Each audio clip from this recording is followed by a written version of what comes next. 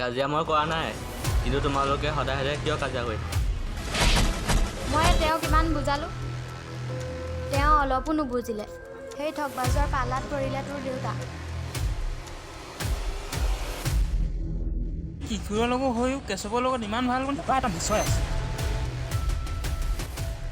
তোৰ বাপেৰে বহুত কৈছে তোৰ কথা।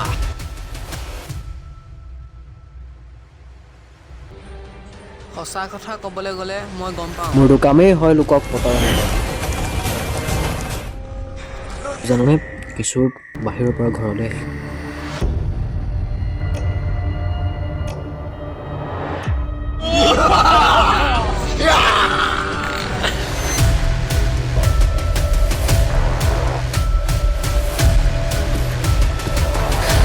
সেই গোন্ধকেইটাই তোমাৰ লগৰ দেৱক মাৰি পেলাইছে।